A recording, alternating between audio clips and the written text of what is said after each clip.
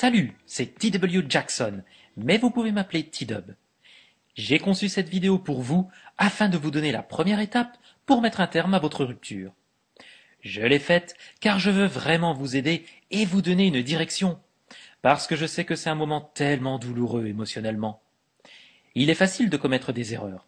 Je suis moi aussi passé par là auparavant, lorsqu'on ne veut pas se réveiller le matin, qu'on ne veut pas sortir du lit, quand chaque chanson à la radio vous rappelle votre ex. Vous allez au boulot et vous mangez aux endroits où vous en aviez l'habitude. C'est si difficile de ne pas faire les mauvaises choses, parce que c'est tellement émotionnel. Donc voilà le but de cette vidéo, et j'espère qu'elle vous viendra en aide. Et s'il vous plaît, gardez bien à l'esprit que je suis un type normal, donc excusez-moi si je commets quelques bafouillages et quelques erreurs. Une toute première chose, vous avez peut-être dépassé ce stade, mais vous ne devez pas paniquer. C'est très préjudiciable. Et c'est vraiment la pire chose que vous puissiez faire. Au cas où vous auriez déjà paniqué, nous allons en reparler dans une minute. Lorsque vous perdez totalement votre sang-froid, que vous craquez émotionnellement, cela ne fait que confirmer sa décision de rompre avec vous. Et bien sûr, cela là où le repousse encore plus loin. Si vous êtes collant, si vous insistez pour passer du temps avec cette personne pour en parler, ça la repousse encore plus loin. Voici quelques signes de panique. Si vous avez fait cela, ou si l'on vous l'a déjà fait, vous allez tout de suite les reconnaître. J'appelle ça le terrorisme par texto. Cela consiste à envoyer une flopée de SMS pour tenter de demeurer dans la vie d'une personne, de se remettre avec elle, de trouver ce qui a pu exactement se passer. C'est l'un des premiers signes que l'on remarque souvent, le terrorisme par texto, c'est ainsi que je l'appelle. Ou bien, il y a encore la bonne vieille communication éthylique. Bon, vous n'avez pas forcément besoin d'être saoul pour faire ce que j'appelle la communication éthylique. Vous pouvez simplement vous trouver dans un état émotionnel intense. Mais cela consiste à téléphoner encore et encore, à laisser des messages sur le répondeur, à confesser votre amour éternel, ou à dire à quel point vous êtes désolé pour ce que vous avez fait. Rien de tout cela ne vous viendra en aide. Un autre signe de panique consiste à débattre de la rupture. Ou encore à contacter ses amis et sa famille. Voilà un point intéressant. La raison pour laquelle la plupart d'entre nous faisons cela, c'est que nous n'acceptons pas les raisons que notre ex nous a données sur cette rupture.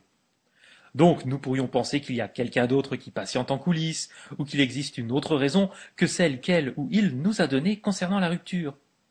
Mais dans tous les cas, vous ne devez pas faire ça. Enfin, dernier signe de panique, les rencontres fortuites. Celles-ci ne dupent pas vraiment votre ex, et vous savez qu'elles ne sont pas fortuites. Donc ce n'est pas quelque chose que vous devez faire. Donc, si vous ne devez pas faire toutes ces choses-là, dans ce cas, que devriez-vous faire? C'est vraiment difficile, car ce que vous devriez faire est contre-intuitif. Et également contraire à vos sentiments. Vos sentiments profonds, ce sont « je dois là ou le voir », je dois lui dire ce qui se passe vraiment, je dois lui dire ce que je ressens véritablement. Et c'est l'exact opposé de ce que vous devriez faire. Donc, voici le grand secret. Pour l'instant, il vous faut approuver la rupture. C'est ça, vous êtes calme, vous êtes cool, et vous approuvez la rupture.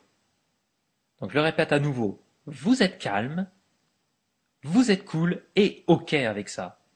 Vous avez peut-être déjà dépassé ce stade, de la même façon que je disais que vous avez peut-être déjà un peu perdu votre sang-froid. N'ayez pas honte, ça arrive. Mais si vous tombez à nouveau sur elle ou sur lui, si vous voyez ses amis ou sa famille, vous devez être calme, cool et ok avec la rupture.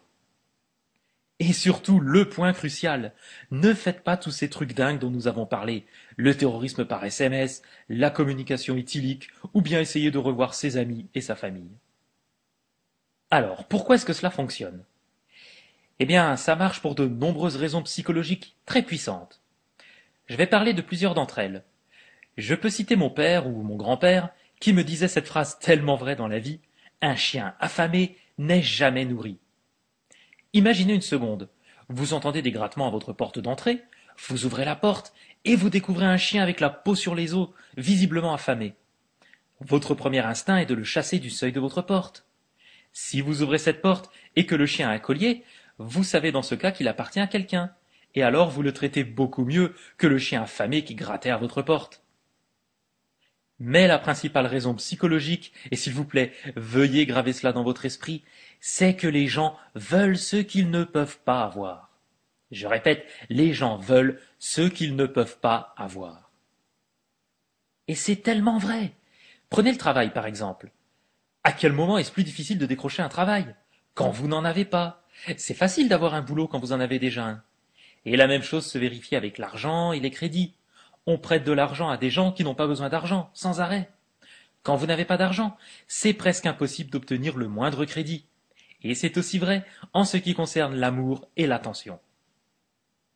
Donc, si vous avez tout foutu en l'air, eh bien, c'est ok. Est-ce qu'il y a encore un espoir? Bien sûr que oui. Et voici ce que vous devez faire. Vous devez écrire un petit mot et inclure les choses suivantes. Premièrement, lui faire savoir que vous êtes OK avec la rupture pour le moment. Deuxièmement, lui dire que vous approuvez la décision de la rupture. Troisièmement, si vous avez fait quelque chose de mal, comme une liaison, vous devez vous excuser brièvement. Si vous n'avez rien fait de mal, ne trouvez pas de quoi vous excuser, ce serait pire. Mais si vous avez fait quelque chose de mal, excusez-vous brièvement. Quatrièmement, lui dire qu'une chose vraiment excitante vous est arrivée et que vous aurez éventuellement besoin de lui en parler. Cinquièmement, lui faire savoir que pour l'instant, vous souhaitez lui donner du temps. Et sixièmement, enfin, conclure en disant, peut-être qu'à un certain moment, on pourrait être amis. Et rappelez-vous, vous devez être calme et adopter un ton cool. Si vous voulez voir un exemple de ce genre de lettre, je vous montrerai quelques extraits par la suite. Tout cela plante le décor pour vos prochaines actions. Si vous souhaitez en apprendre davantage, je tiens vraiment à vous avertir, pour plusieurs raisons.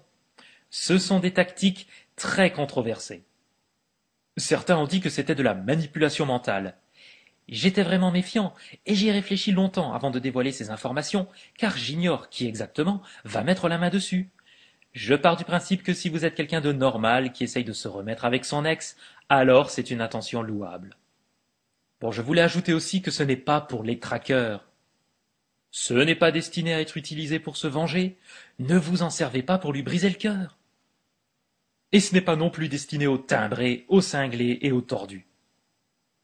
C'est conçu pour les gens normaux, amoureux, qui ont commis des erreurs au cours de leur relation et qui veulent tirer le meilleur avantage du fait de se remettre ensemble, qui veulent mettre un terme à leur séparation et réparer leur relation. Donc, si vous souhaitez en savoir plus, cliquez simplement sur le lien ci-dessous. J'ai aussi quelques extraits de lettres à vous montrer, comme je vous le disais précédemment. J'espère que vous avez été sensible à cette vidéo et j'ai hâte de venir vous parler à nouveau. Merci beaucoup, salut!